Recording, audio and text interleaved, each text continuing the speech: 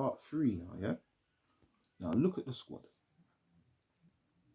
The squad now has got players like Alexander Lacazette in the squad, can't get into the team, bruv. They're playing Eddie Nketiah. Why are you playing Eddie Nketiah? Are you going to tell me what this guy's doing in training? Because training is training, isn't it? I get you. Training is training. Certain top shooters, man like all Rivaldo and them old school Brazilian shooters, never used to train that much. You know? There's a difference in training and the big game, innit? I don't know if you're trying to teach the man them a lesson by not training, by letting them playing the game, or trying to show them an example that this is the standards you want. The difference is when the game comes, then Nketiah is going to need chance after chance. And it's yeah. Lacazette might not need that.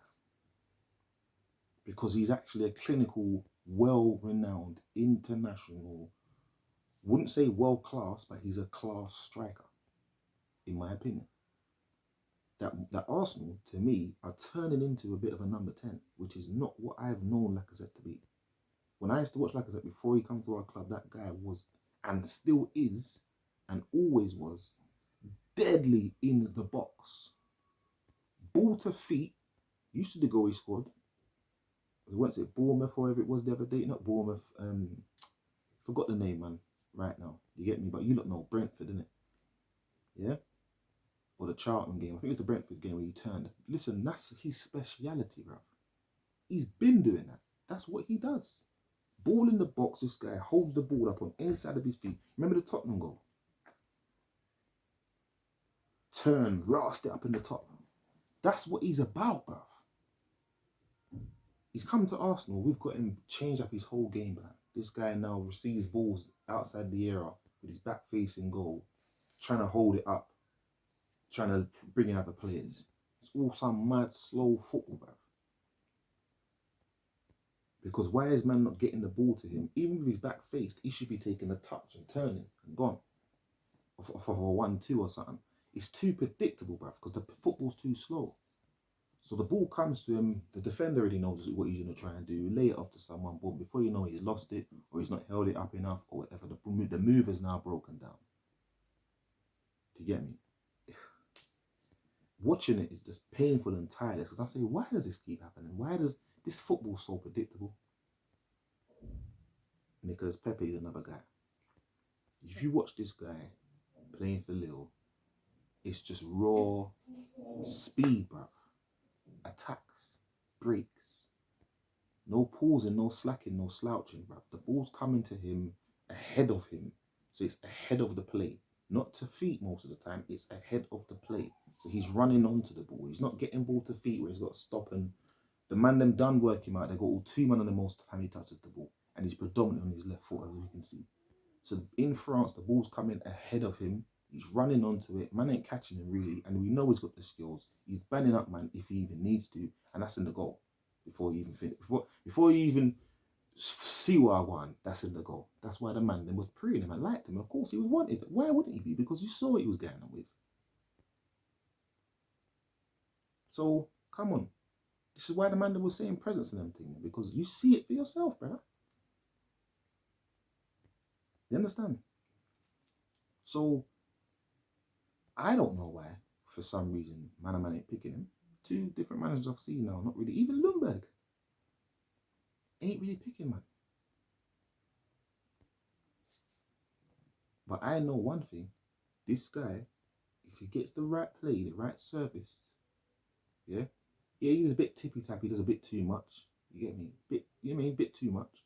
But if he's getting what he's supposed to be getting, ball, just like how when we used to have Ljungberg on the right-hand side. Was Ljungberg really the greatest ball carrier? He wasn't. In my opinion, he wasn't. But what kind of service was that guy getting from Dennis Bergkamp? What kind of service was he getting? If you can think back that far and you're a fan who's been a fan for as long as I have or some other people have been, that guy was getting service where he was getting balls from Bergkamp and other man ahead of the play. And we all remember Ljungberg scored multiple goals against top teams like Man United, and he was always running onto balls that was getting played through, bruv. And his finishing, as we know from that right hand side, was second to none, bruv. I remember one time he went like an 8-game goal scoring streak or something like that. And he was getting balls played when he had the red hair and that. You know what I mean? He was on stuff. to me, Lundberg wasn't the greatest ball carrier. But when he got played through, you didn't even have to think about if he was going to score. This guy was scoring lobs, chips, side foot, left foots, whatever. Nutmegs, he was burying that. And we already know on the other side, Pires, who was a ball carrier and a finisher and everything else. We know this. You know what I mean? But this is what I'm talking about. The squad we've got now, yeah. Like, there's very, very good players in that squad. Like I said, maybe we got to change the formation, because I need to see players like Aubameyang when I see him in training. When I see him in training, I see this guy happy. When I see him next to Lacazette and Pepe and the man, that seems to me, that trio of man, seem like they get along very well. I see being laughing and vibing when the man is playing. That's how they should be on the pitch. That's how you get the best out of man. You know what I mean? You don't get the best out of man when he's on the pitch on the right and the left hand side, making runs after runs after runs. The ball ain't coming. Or waiting for man like Nketiah, who to hold the ball up, like he's gonna really be able to hold the ball up against top class players to try to pass to him. It's not gonna happen, blood. You just get frustrated and think this is a job. On top of that, these men ain't even giving me my wages. So this is what I'm trying to tell, man. The squad, you know what I mean? It's the squad. It's not gonna work. Squad's got to change. Yeah, we've got to start playing to man's strengths. Stop playing Lacazette as some kind of 10 kind of player. That's dead. He needs to stay far up the pitch. Far up the pitch. Yeah, we need players in the midfield to drive, carry the ball forward, release a winger. Not to ball to feet. Release a winger to run onto the ball to clap something bad. Or make him be at least putting the ball across the face of the box for one of the strikers, like a man like Lacazette, who's ahead of the play or up far up the pitch, to come and sweep that in or do his thing. Touched in the box, whatever, bang, top corner. That's what it needs to be. Or a man like Aubameyang or whoever it is. You know what I mean?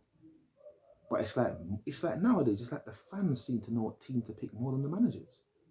The fans seem to know what's wrong with the club more than the club does. So what's going on, blood? Man, tell me, Ruben, is it the friggin', you know what I mean? Like, is it the club itself, the board? Do you know what I mean? Because I've seen hella crazy stuff happening to my club over the last how many years. Hella crazy stuff, bro. And I don't know where it went wrong, bro. Daddy?